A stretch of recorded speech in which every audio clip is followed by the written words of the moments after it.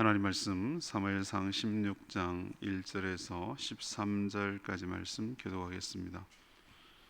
구약 성경 433쪽 사무엘상 16장 1절에서 13절입니다.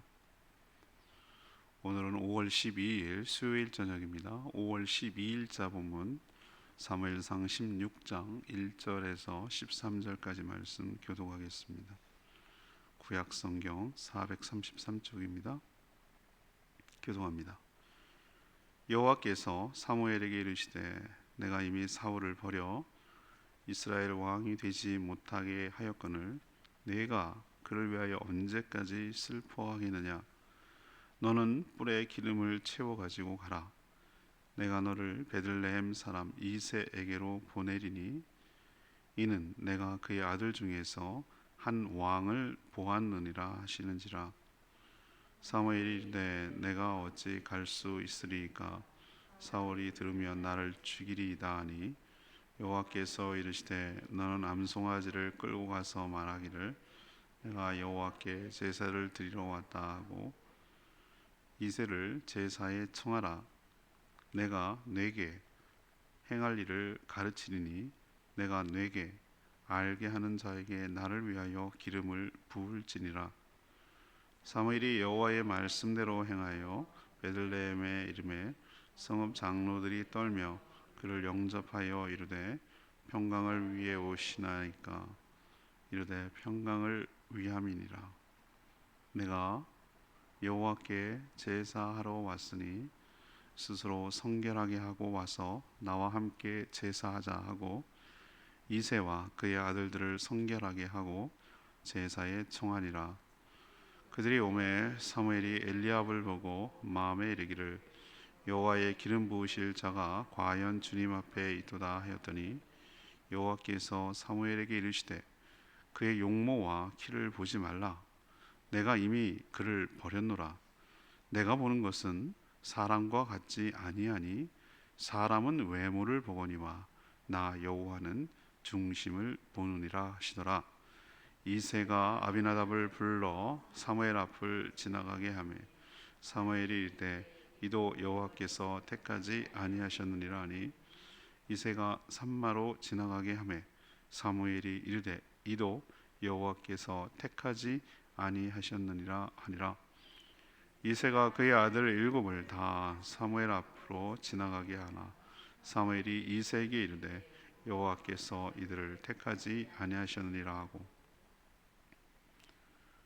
또 사무엘이 이새에게 이르되 내 아들들이 다 여기 있느냐.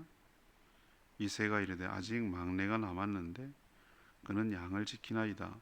사무엘이 이새에게 이르되 사람을 보내어 그를 데려오라. 그가 여기 오기까지는 우리가 식사 자리에 앉지 아니하겠노라. 이에 사람을 보내어 그를 데려오매 그의 빛이 붉고 눈이 빼어나고 얼굴이 아름답더라. 여호와께서 이르시되 이가 그니 일어나 기름을 부으라 하시는지라. 사무엘이 기름 뿔병을 가져다가 그의 형제 중에서 그에게 부었더니 이날 이후로 다윗이 여호와의 영에게 크게 감동되니라. 사무엘이 떠나서 라마로 가니라. 아멘. 드디어 이제 사울의 시대가 끝나고 다윗의 시대가 시작되는 시작점을 지금 오늘 본문부터 시작을 합니다. 하나님은 사무엘에게 사울을 대신할 왕을 세우려 하니 베들레헴 이새의 집으로 가라고 하셨습니다. 사무엘도 베들레헴 주민들도 그의 방문이 그렇게 달갑지 않고 부담스러웠지만 순종했습니다. 명분은 제사를 드리는 것이었습니다. 제사를 드릴 때 이새의 가족들, 아들들도 초대했죠. 그래서 이새가 아들을 한 명씩 보여주는데 하나님이 다 왕이 아니라고 하는 거예요. 이새는 아들이 총 8이 있었습니다. 7명을 다 보여주는데도 아니라고 했어요. 하나님은 사람은 외모를 보거니와 그 유명한 구절이 7절에 나오는 말씀이죠. 사람은 외모를 보거니와 나 여호와는 중심을 보느니라 이렇게 말씀하시면서 아니라고 하시는 거예요. 당황한 사무엘이 아들이 없냐고 했을 때 막내 아들이 양을 치고 있다. 다윗이죠. 빨리 불러와라. 밥도 안 먹겠다라고 기다려서 하나님이 그가 오자 바로 이 사람이다 라고 하시면서 다윗을 왕으로 세우라 하는 거예요. 그래서 가져간 기름 뿔병에 기름을 머리에 붓고 그를 왕으로 세웠습니다. 물론 기름을 붓는다고 해서 왕으로 역할하는 게는 갈 길이 멀어요. 그러나 시작됐다는 거죠. 하나님께서 그 소명, 콜링을 했다는 것이죠. 그거를 상징적으로 왕과 제사장과 선지자를 세울 때 기름 부음, 성령의 기름 부음을 받듯이 기름을 붓는 의식을 함으로 행하는 것이죠. 이게 오늘 전체적인 내용입니다. 익히 너무 잘하는 내용이죠. 주일학교 때 쭉 들어갔던 내용입니다. 오늘 말씀을 이해하기 위해서 끌고 가는 중심 질문이 이겁니다. 하나님은 어떻게 왕을 세우는가? 어떻게 하나님은 다윗을 세우는가? 그럼 우리에게 적용하자면 하나님께서 주의 일꾼을 어떻게 세워가시는가? 하나님은 나를 어떻게 세워서 주의 일꾼으로 사용하시는가? 이것을 우리에게 적용한다면 오늘 말씀이 여러분에게 은혜가 될 줄로 믿습니다. 먼저 1절에서 5절까지 말씀, 행할 일을 가르치셔서 인도해 가신다는 겁니다. 행할 일을 가르치셔서 인도해 가십니다. 하나님은 사무엘에게 사울 때문에 언제까지 네가 슬퍼만 하고 있겠느냐라고 책망하셨어요. 우리가 표면적으로 보면은 사무엘과 사울의 대화를 보면은 막 극단적으로 치달아요. 책망하고 야단치고 금방이라도 미워할 거 같고 그런데 사실 어제 마지막 끝절이 뭐죠? 네. 사울 때문에 사무엘이 밤새 하나님의 마음을 돌리려고 기도했어요. 그리고 그 사무엘 때문에 슬퍼했어요. 안타까운 거예요. 자기의 손으로 기름 부어서 세운 왕이 하나님께 버림받아야 되는 것을 지켜봐야 되는 선지자는 기분 좋겠습니까? 굉장히 불편하고 힘들었을 거예요. 그래서 그러고 있는데 하나님이 책망하시는 거예요. 슬퍼만 하고 있기에는 하나님의 역사가 중단돼서는 안 된다는 거예요. 백성들이 있지 않느냐. 백성들이. 그래서 기름을 준비해서 다음 왕을 준비하라고 하셨습니다. 기름을 채워 베들레헴 이새의 집으로 가라고 하셨어요. 그 아들 중에 한 왕을 보셨다 이렇게 표현하고 있어요. 하나님은 시공을 초월하시는 분인 줄로 압니다. 시공을 초월해요. 우리는 시간과 공간의 제약을 받아요. 아마 천국은 몰라도 시간과 공간의 제약이 없는 곳일 거예요. 이론적으로 가능해요. 시간과 공간이 제약이 없다는. 우린 영화로 공상 속에서라도 그걸 상상해낼 수 있어요. 인터스텔라라는 영화 보면은 과거와 현재가 공존해요. 이론적으로 가능하다는 얘기는 상상할 수 있다는 얘기는 가능하다는 얘기예요. 하나님은 현재처럼 보시는 분인 줄로 압니다. 전 이 표현이 너무 마음에 들어요. 내가 한 왕을 보았노라. 하나님 보셨어요. 사무엘은 못 봐도 하나님은 보셨어요. 그러나 하나님이 누구다라고 알려주셨습니까? 누구인지 처음부터 알려주시지 않았어요. 다만 자신이 알려주는 자에게 하나님을 위해라고 그랬어요. 하나님을 위해 기름을 부으라, 왕으로 세워라 라고 말씀하셨어요. 하지만 사무엘은 몹시 부담스러웠어요. 이 하나님의 명령이. 왜 그렇죠? 여전히 허접하긴 해도 사울이 실권자잖아요. 왕이잖아요. 권력이, 살아있는 권력이잖아요. 만약에 사무엘이 자기 말고 자기 식구, 자기가 왕으로 자기가 세움 받은 것처럼 딴 누구에게 가가지고 그렇지 않아도 예민해 죽겠는데 딴 왕을 세울 것이다 뭐 이런 얘기를 벌써 들어가지고 아말렉과의 전투에서 몹시 지금 그런 상황인데 누구에게 기름 부었다 뭐 이런 소문이 쫙 들리면 그 역모라고 생각하지 않겠어요? 기름 부은 왕도 왕이라고 한 것도 죽일 거고 기름 부은 아마 사무엘도 가만 안 둘 거예요. 뭐 이판사판인데 뭐 이래나 주구나 저래나 주구나 이렇게 나갈 것이 부담된 거예요. 사무엘도 참 어떤 면에서 연약하죠. 그리고 베들레헴 사람들도 위험해지는 거예요. 이세 고향, 그 다시 말해서 베들레헴, 룻기부터 나오는 이 고향이거든요.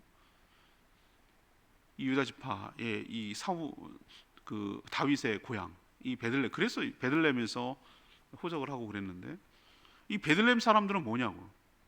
우리가 원했냐고 왕을. 괜히 사무엘이 와가지고 여기서 왕이 세웠느니라 동네방네 소문내고 그러면은 사울이 그렇지 않아도 미워 죽겠는데 예의주시하고 있는데 예루살렘이 아니라 베들레헴 사람들 다 죽이면 어떡할 거예요? 싹 다 죽이면.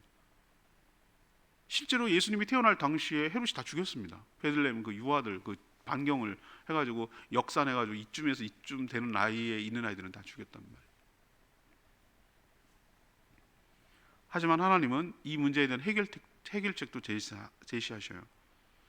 제사를 드리러 왔다고 해라. 그리고 암송아지를 끌고 와서 제사를 드리러 왔다고 해라. 그게 그렇게 부담스럽걸랑.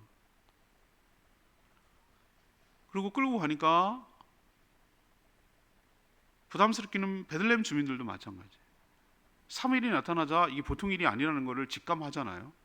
그러니까 오는 것이 그렇게 달갑지 않아요. 지금 이런 상황에서. 그래서 묻습니다.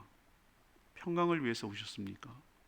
평강을 위해서 오셨습니까? 사실은 이런 일들이 알려지면 평강이 아니죠. 오히려 그 반대죠. 그런데 평강을 위해서 오셨습니까? 근데 사무엘이 뭐라고 합니까? 이르되 평강을 위함이니라. 사랑하는 여러분, 이게 바로 우리의 관점과 하나님의 관점이 이렇게 다른 줄로 압니다.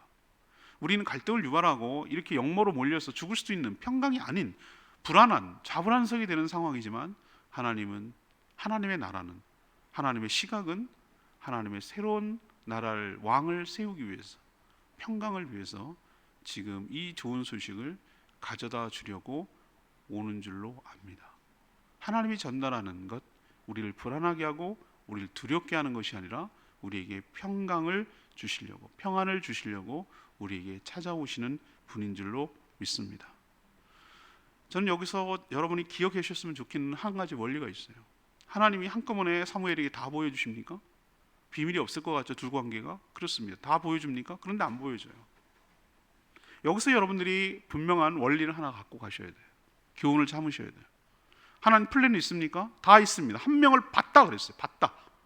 근데 그걸 본 걸 안 얘기해줘요. 어디라고 얘기를 해주세요. 베들레헴 이새의 집이다. 그러나 누구다라고 얘기해요. 그리고 하시는 항상 말씀이 뭡니까? 내가 할 일을, 내가 행할 일을 가르쳐 주리라. 사랑하는 여러분, 이게 바로 하나님의 인도를 받는 우리의 태도여야 할 줄로 믿습니다. 제가 늘 몇 번 말씀드렸잖아요. 하나님께서 우리는 속 시원하게 쫙 마스터 플랜을 가르쳐 주세요. A부터 끝까지 스텝 1 스텝 2 스텝 떼가지고 골 저기까지가 목표야. 지금부터 하나씩 가는 거야. 라고 하면 우리가 알아서 할게요. 그러면 하나님 배제할 걸요, 여러분. 하나님 필요 없어요. 알아서 내가 할게요. 이렇게 나간단 말이에요. 하나님은 그런 원리로 이용하지 않으세요. 그런 방식으로 인도하지 않으세요. 한 스텝 한 스텝 하나님께 묻고 순종하고, 묻고 순종하고, 묻고 더딘 것 같죠. 그러나 그게 안전하고 확실한 방법인 줄로 믿습니다. 하나님을 신뢰하고 하나님 의지하고 한 발 한 발 갈 때 우리가 가다 보니 여기가 어딘지도 모르겠고 어디를 향해서 가는지도 모르겠어요. 그러나 가서 되돌아보니 하나님의 인도하심이었고 하나님의 역사하심인 줄로 믿습니다. 제가 시내산 올라가는 시내산, 그 시내산인지도 학자마다 의견이 분분한데 아무튼 새벽 2시에 가더라고. 새벽 2시에. 왜 2시에 가는지 알겠어요. 거기는 낮에 가면 죽어요. 땡볕에 사람이 뭐라고 표현해야 되지? 이글이글 그 전자레인지 들어가는 것 같아요, 느낌에. 그래서 그 새벽에 낙타 타고 올라가는 거예요. 낙타 타고 막 비바람이 치고 우박 치고 뭐 다 보이더라고. 번개도 그러니까 막 진짜 하나님 계신 것 같아. 저 정상에서 번쩍번쩍하고 막 우박 떨어지고 비도 오고 얼마나 무서운지. 여기는 하나도 안 보이고 내려올 때 보니까 낭 떨어지고 얼마나 무서운지 몰라. 그런데 어느 순간 딱 내리세요. 가서 내리라고 그랬어. 이제부터는 걸어 올라가셔야 됩니다. 뭐? 낙타가 못 올라갑니다. 여기서부터 위험해서. 그럼 어떻게 가? 어딘지 알고. 뭘 어디로 가? 랜턴 앞에 있는 가이드가 한 계단 한 계단 가는 거지. 내가 가봤어야죠. 깜깜하죠. 칠흑 같죠. 그냥 한 계단 가는 거예요. 한 계단 한 계단 한 계단 따라가는 거예요. 앞사람 코 박고 따라가는 거예요. 졸졸졸졸졸 따라가는 거예요. 가보니 어느덧 시내산 정상에 있어서 그 바위 안에 붉은 태양빛이 쫙 올라오는데 그 장면을 잊을 수가 없어요. 사랑하는 여러분, 우리가 다 알려주면은 그게 더 좋을 것 같은데 그게 아닙니다. 하나님은 행할 일을 가르쳐 주리라 이렇게 말씀하시면서 우리 인생을 한 발 한 발 손붙들고 한 계단 한 계단 그렇게 알려주시고 인도해 가시고 동행하시는 하나님이신 줄로 믿습니다. 중요한 것은 매 단계마다 주님 손 꼭 붙들고 믿음으로 하나씩 하나씩 순종해 나가면, 순종할 마음이 있으면 하나님께서 행할 일을 가르쳐 주셔서 어떤 방식으로든지 우리가 알아들을 수 있도록 깨닫게 하셔서 우리를 이용하셔서, 우리를 사용하셔서 선한 길로 인도하여 가시며 당신의 거룩한 뜻을 이루실 줄로 믿습니다. 두 번째 얘기, 6절에서 10절까지 말씀, 사람의 용모가 아닌 중심을 보시는 하나님이에요. 오늘 질문 잊지 마세요. 하나님 어떻게 왕을 세워하냐고요? 하나님 우리를 어떻게 세우냐고요? 이게 오늘 질문입니다. 용모가 아닌 중심을 보신다고요. 베들레헴에 사는 이세에게 아들이 총 8명 있었어요. 그 당시, 요즘은 둘만 낳고 애들도 안 낳지만 옛날에는 정말 그렇게도 낳았어요. 8이 12도 낳고 막 그랬잖아요. 그래서 제사에 초청되어 온 이세의 아들이 쭉 있었죠. 선 보는 거죠, 일종의 선. 면접 보는 거예요, 면접. 장남이 엘리압입니다. 엘리압 장남을 딱 봤는데 사무엘은 뭐라고 오늘 7절에 6절에 얘기하죠. 엘리압을 보고 마음에 이르기를 여호와의 기름 부으실 자가 과연 주님 앞에 있도다 라고 너무 멋있는 거예요. 사무엘이 이렇게 홀딱 반할 정도로 한눈에 와, 하나님 정말 예비했다고 그러는데 진짜네 라고 생각을 했어요. 근데 하나님은 생각이 달랐어요. 하나님은 뭐라고 사무엘에게 얘기했죠? 엘리압의 용모와 키를 보지 말라라고 하셨어요. 그리고 아주 중요한 말씀합니다. 하나님이 이미 그를 버렸다라고 하셨어요. 왕의 카드로서 버렸다, 버린 카드라는 얘기예요. 아니다라는 얘기예요. 그리고 하나님이 보는 관점과 사람이 보는 관점은 같지 않다라고 말씀하시면서 그 유명한 말, 사람들은 뭘 보지만, 외모를 보지만 나 여호와는 뭘 본다고? 중심을 보신다라고 말씀하셨어요. 사무엘도 이렇게 헷갈릴 정도예요. 말 다 했지 뭐. 얼마나 우리 많은 사람들이 보이는 것에 현혹당합니까? 근데 이미 쓰라리게 실패한 경험이 사울이 있지 않습니까? 사무엘은 경험했잖아요. 사울을 초대왕으로 뽑았을 때 머리 하나가 다른 사람보다 위에 있다고 그랬어요. 얼마나 준수한지 모른다고 그랬어요. 얼마나 성품도 겸손한지 몰라요. 근데 이게 뭐야? 지금 사울이 왕이 죽지도 않고 멀쩡히 있는데도 다른 왕을 세우러 가야 되는 이 사례를 볼 때 사무엘도 이렇게 넘어간다니까요. 이런데 얼마나 사람들이 보이는 것에 믿는지, 물론 보이는 것은 참고가 될 수 있죠. 보이지 않고 안 보이는 것만 했냐 이런 건 아니지만 우리가 보죠. 근데 우리는 얼마나 보이는 것, 눈에 보이는, 육신의 눈에 보이는 것에 마음을 빼앗기고 거기에 점수를 주고 거기에 현혹당하는지 몰라요.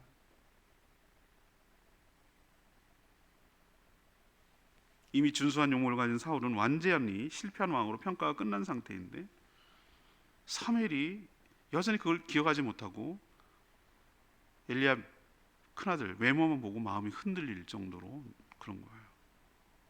사랑하는 여러분,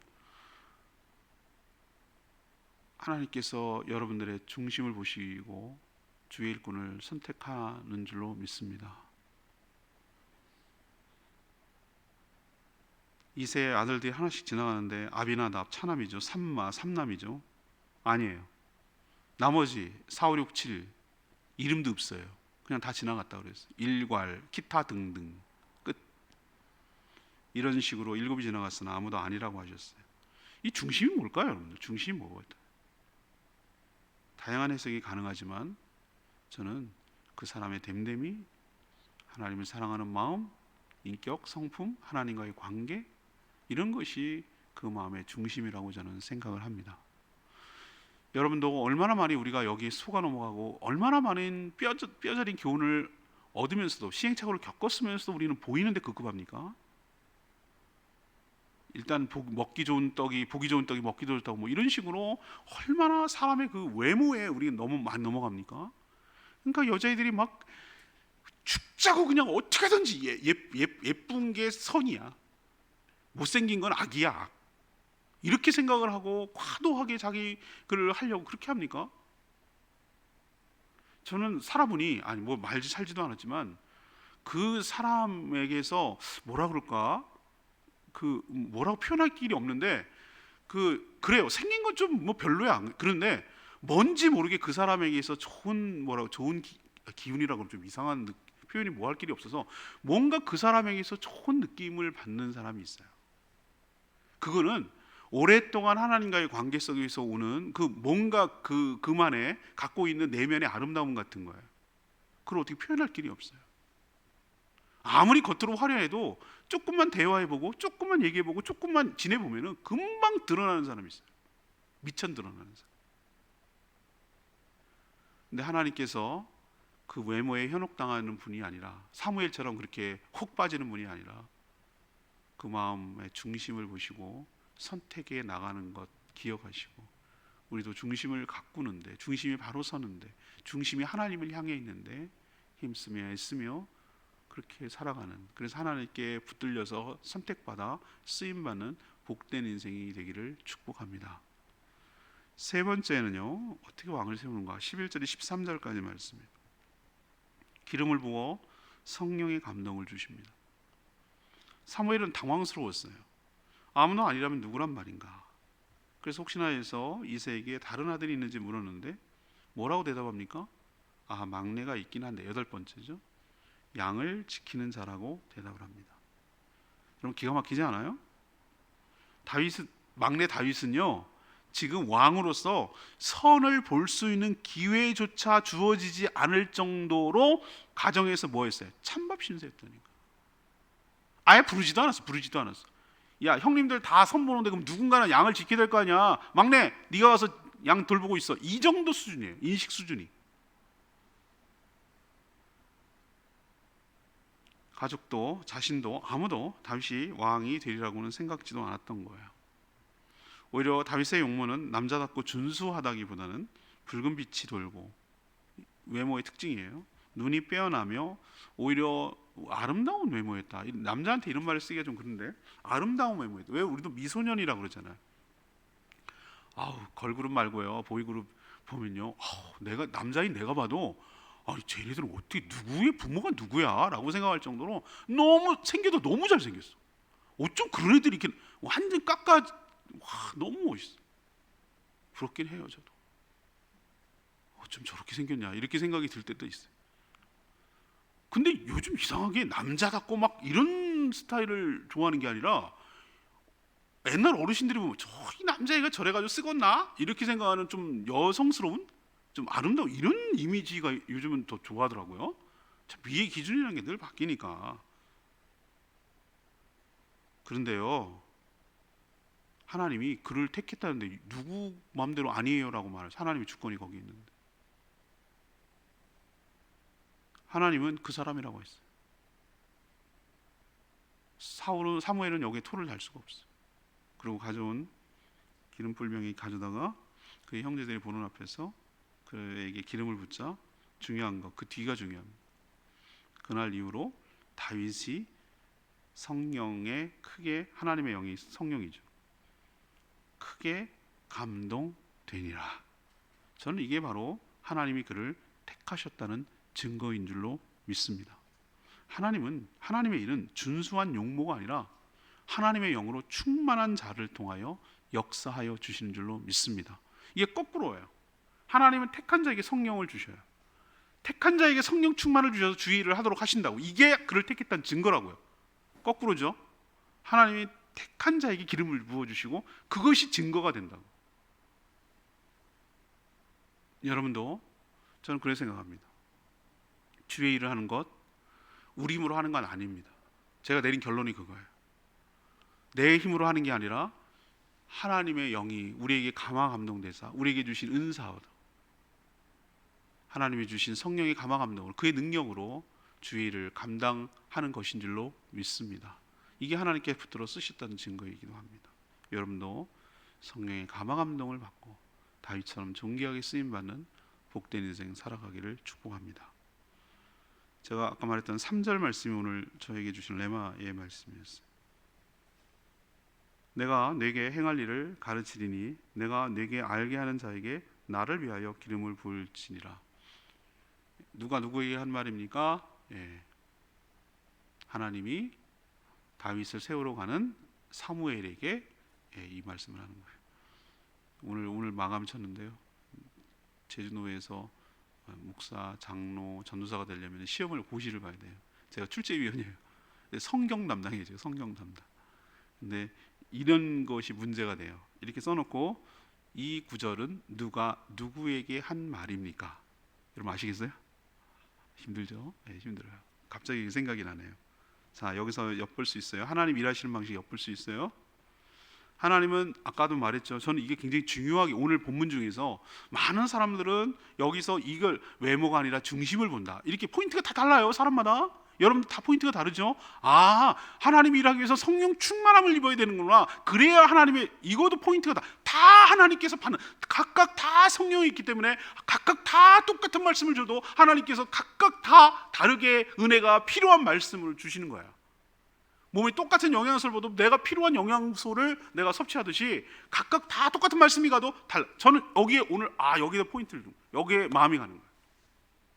하나님은 전부 다 계획이 있으시면서부터 심에도 불구하고 처음부터 쫙 모든 것을 알려주시지 않아요. 한 단계 한 단계 믿음으로 순종하는 자에게 그 다음 단계를 보여주시는 줄로 믿습니다. 그 단계를 통해 하나님의 뜻을 알고 하나님 마음을 알고 하나님을 의지하는 법을 배우기 때문에 그래요. 하나님 일하신 방식이에요. 이게 하나님 필요 없어요. 이제 내가 알아서 할게요. 그렇게 하나님 하시지 않는다고. 어린아이처럼 한 손 붙들고 한 발짝 계단, 어린아이 2살, 3살, 4살짜리 아이들 엄마랑 같이 갈 때 꼭 손 붙들고 놓치면 죽는 줄 알고 한 발짝 할 때 하나, 둘, 셋 이렇게 가듯이 우리를 하나님께서 한 발 한 발 손 붙들고 가기를 원하세요. 그게 전폭적으로 의지하고 하나님을 전폭적으로 신뢰하고 전폭적으로 기대는 그 마음을 하나님께서 중요하게 여기신다고. 하나님 필요 없어요. 알아서 할게요. 내가 알았다고. 그까이 거 뭐 이런 사람 하나님 안 쓴다고요. 사무엘 같이 위대한 선지자도 이런 식으로 대우하고 다루시잖아요. 보세요. 얼마나 연약한지 보여드려요. 아까 오늘 본문 묵상했잖아요. 사무엘도 장남 엘리압의 외모에 흔들렸잖아요. 이렇게 우린 연약한 자란 말이에요. 그러니 누가 누구를 믿습니까? 나를 믿는다고요? 하나님은 그 대목에서 나는 외모가 아니라 중심을 봐 라고 알려주시잖아요. 네가 할 일을 행할 일을 가르쳐 주신다고 그랬잖아요. 이걸 믿으셔야 돼요. 여러분들 이걸 믿으셔야 된다. 그래서 하나님을 신뢰하며 주의 일을 감당하도록 하는 방식, 이게 하나님이 일하는 방식인 거 기억하십시오. 오늘 질문은 뭐였습니까? 잊어버리셨죠? 오늘 질문, 하나님은 어떻게 왕을 세워가는가? 제가 오늘 본문의 근거에서 질문을 던졌지만 적용 질문이라고 했어요. 적용 질문. 나에게 그러면 어떻게 할 거냐? 하나님은 그러면 나를 어떻게 세우셔서 주의 일꾼을 삼으시고 일하게 하시는가? 이거 이렇게 적용하면 되는 거예요. 왕만 일하는 건 아니기 때문에 다 주의 일은 지금 시대와 상황이 다르기 때문에 다 각각 모양대로 하나님 쓰시거든요. 넘버 원, 행할 일을 가르쳐 주셔서 인도에 가심으로 주의 뜻을 이루고 하나님께 쓰십니다. 두 번째는 용모가 아닌 외모가 아닌 그 마음의 중심을 보시고 택하시고 쓰시는 줄로 믿습니다. 세 번째는 기름을 부어서 성령 충만, 성령 감동 감화함으로 주셔서 그 주의 능력으로 감당하도록 하시는 방식, 이것이 바로 하나님께서 주의 일꾼들을 세우며 일하는 방식인 것 기억하시기를 바랍니다. 오늘 말씀 붙들고 기도하기 전에 찬양집 492장, 아까 불렀던 찬양이죠. 찬양집 492장 부르고 기도하겠습니다.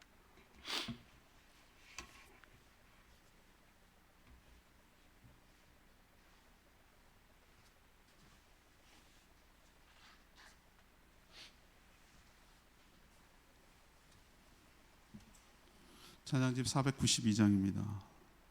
내 이름 아시죠? 맞습니다. 하나님께서 다윗을 알고 계셨어요.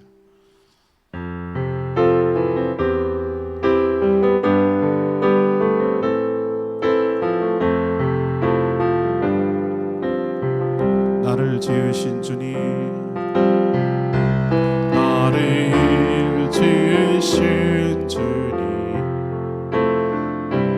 내 안에 계셔.